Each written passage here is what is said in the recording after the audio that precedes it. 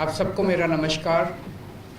मंच पे मौजूद यशुदान भाई, गोपाल भाई, मनोज भाई, गुलाब जी और मीडिया के सभी साथीगण,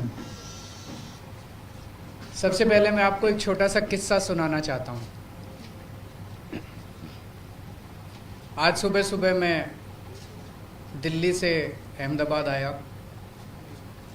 अहमदाबाद एयरपोर्ट से जब बाहर निकल रहा था तो एक कर्मचारी ने मुझे रोका। कहता है, सर सेल्फी खिंचवानी है आपके साथ। सो उन्होंने सेल्फी खिंचवाई। फिर मुझसे पूछा कैसे आना हुआ। मैंने कहा यशुदान जी आम आदमी पार्टी ज्वाइन कर रहे हैं। कहता है अच्छा। वो कहता है यशुदान तो गुजरात का केजरीवाल है। तो यशुदान जी, गुजरात की जनता आपको बहुत प्यार करती है, आपको हीरो के रूप में देखती है। गुजरात के लोगों ने आज़ादी के लड़ाई में बहुत अहम भूमिका निभाई। देश के सबसे बड़े नेता गुजरात की धरती ने दिए, और केवल नेता नहीं दिए, आम लोगों ने भी आज़ादी की लड़ाई में बड़ी बड़ी शहादतें और कुर्बानियां दी। देश आज़ाद हुआ, पूरा देश रियासतों में बटा हुआ था। फिर सरदार पटेल ने बीड़ा उठाया कि देश को एक करना है। रात दिन 24 घंटे मेहनत करके उन्होंने पूरे देश को इकट्ठा किया। उसके बाद क्या हुआ? पिछले 75 साल अधिकांश कांग्रेस और बीजेपी की सत्ता की कहानी है, और आज गुजरात की जो हालत है वो बीजेपी और कांग्रेस की सरकारों की कारस्तानी है। पिछले 27 साल से गुजरात में एक ही पार्टी की सरकार है, लेकिन पिछले 27 साल इन दोनों पार्टियों के गठजोड़ की कहानी है, दोनों पार्टियों की दोस्ती की कहानी है। कहते हैं, मुझे नहीं पता, आपको तो ज़्यादा पता होगा, कि कांग्रेस बीजेपी की जेब में है। जब जब बीजेपी को ज़रूरत होती है तो माल कांग्रेस सप्लाई करती है। ऐसे कैसे चलेगा? गुजरात के कौन सुध लेगा? आज गुजरात के किसान आत्महत्या कर रहे हैं 75 साल के बाद। गुजरात के सरकारी स्कूलों की बुरी हालत है, गुजरात के सरकारी अस्पतालों की बुरी हालत है। गुजरात के व्यापारी डरे हुए हैं। डरने की क्या जरूरत है? अब तो देश आज़ाद हो गया, किसी की हिम्मत नहीं है। अभी कुछ साल पहले मेरा एक दौरा लगने वाला था। गुजरात का एक बहुत बड़ा चेंबर ऑफ कॉमर्स है, उन्होंने मुझे इनवाइट किया। ऐन वक्त पे गुजरात के अथॉरिटीज़ ने उन पे प्रेशर डाल के मेरा दौरा कैंसिल करा दिया। ये क्या बात हुई?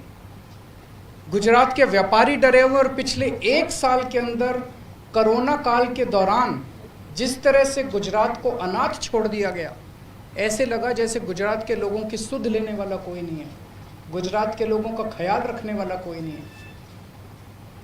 ऐसे हालात के अंदर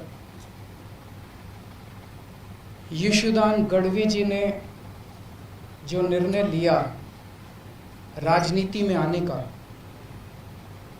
मैं यशुदान जी को तहे दिल से बहुत बहुत बधाई देता हूं। उनको क्या जरूरत पड़ी थी? जब किसी का करियर खत्म हो जाता है, जब किसी को कोई पूछने वाला नहीं होता, तब अगर कोई छोड़ छाड़ के राजनीति में आए तो समझ में आता है।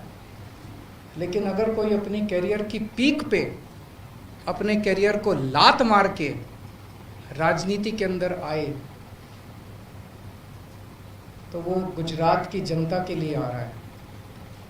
पिछले कुछ सालों से यशोदान जी अपने टीवी चैनल के और अपने कार्यक्रम के जरिए एक एक आम गुजराती की आवाज़ बने हुए थे, उनकी आवाज़ उठाते थे। लोग उनके साथ अपने आप को रिलेट करते हैं। आज गुजरात का हर व्यक्ति यशोदान जी के साथ रिलेट करता है। लोगों को लगता है कि वो हमारी आवाज़ उठा रहे हैं, लेकिन सिस्टम के बाहर रह के आवाज़ उठा के समस्याओं का समाधान करवाने की अपनी एक सीमा है। सिस्टम के बाहर रह के हम नुक्स निकाल सकते हैं, शोर कर सकते हैं, आंदोलन कर सकते हैं, टीवी के ऊपर आवाज़ उठा सकते हैं, डिबेट कर सकते हैं, न्यूज़ में दिखा सकते हैं। लेकिन अगर सामने वाली सारी पार्टियां मिली हुई हों और उनको सुनने की ज़रूरत ही नहीं है, अगर सामने वाली पार्टियां कहे जो करना है कर लो, हमें तो कोई परवाह नहीं है, तुम जितनी आवाज़ उठानी है उठा लो, हमें तो कोई परवाह नहीं है, चुनाव का नतीजा तो पता ही है, हमें तो जीतना ही है, तो फिर क्या करेगा कोई आदमी? तो इन्होंने तय किया कि अब सिस्टम के अंदर जाके, कीचड़ के अंदर उतर के कीचड़ को साफ करना पड़ेगा। मैं समझता हूं कि ये इनका बहुत बड़ा त्याग है।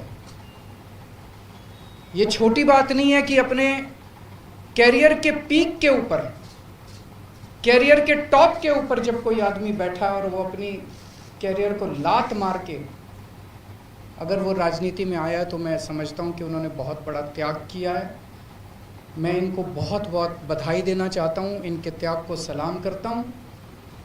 और मैं समझता हूं कि जो आम गुजराती आज विकल्पहीन हो गया था, उसे लगता था कि विकल्प ही नहीं बचा गुजरात की राजनीति के अंदर, ये दोनों तो एक ही हैं, इनको वोट देना है, इनको वोट देना है, कोई फर्क नहीं पड़ता है, एक ही हैं ये दोनों। आज उनको एक सार्थक विकल्प मिला है। गुजरात के अंदर बैठा हुआ भी हर आदमी देख रहा है कि अगर दिल्ली के अंदर बिजली मुफ्त हो सकती है, 24 घंटे बिजली हो सकती है, तो गुजरात के अंदर बिजली इतनी महंगी क्यों है? गुजरात के अंदर बैठा हुआ आदमी देख रहा है कि अगर दिल्ली के अस्पताल 5 साल के अंदर इतने अच्छे हो सकते हैं, दिल्ली के स्कूल 5 साल के अंदर इतने अच्छे हो सकते हैं, तो 70 साल के अंदर गुजरात के स्कूल और अस्पताल अच्छे क्यों नहीं हुए? अब होंगे, अब बदलेगा गुजरात। अब यशोदान भाई ने जो बीड़ा उठाया है, मैं भगवान से प्रार्थना करता हूँ, आज हम सब लोग मंदिर में बैठे हुए हैं, पवित्र स्थान पे बैठे हुए हैं, मैं भगवान से प्रार्थना करता हूँ कि जो सपना, गुजरात के लोगों का सपना पूरा करने का जो यशोदान भाई ने संकल्प उठाया है, वो यशोदान भाई, गोपाल इटालिया जी, मनोज भाई, इनकी पूरी टीम गुजरात के 6 करोड़ लोगों के साथ मिलके अब सब मिलके गुजरात को बदलेंगे। बहुत बहुत शुक्रिया।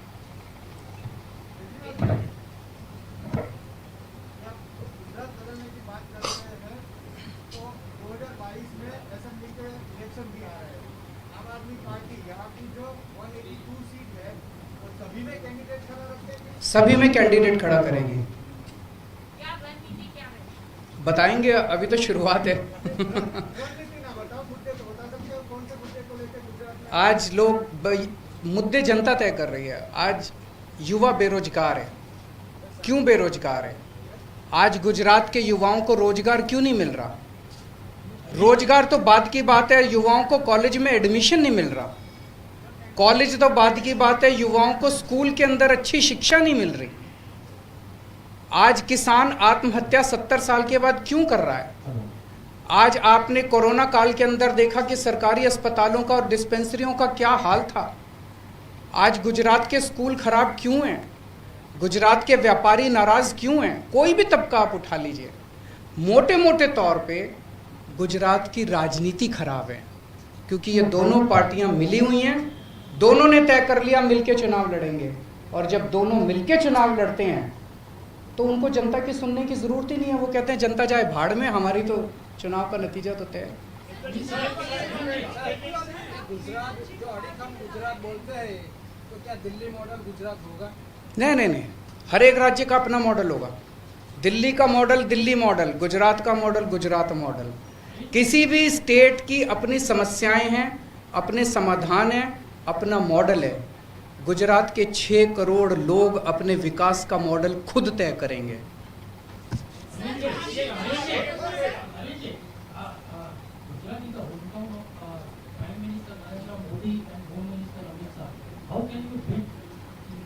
How can you? देखिए, मैं किसी इस वक्त नेता या उसके किसी का खिलाफत करने के लिए यहाँ नहीं आया।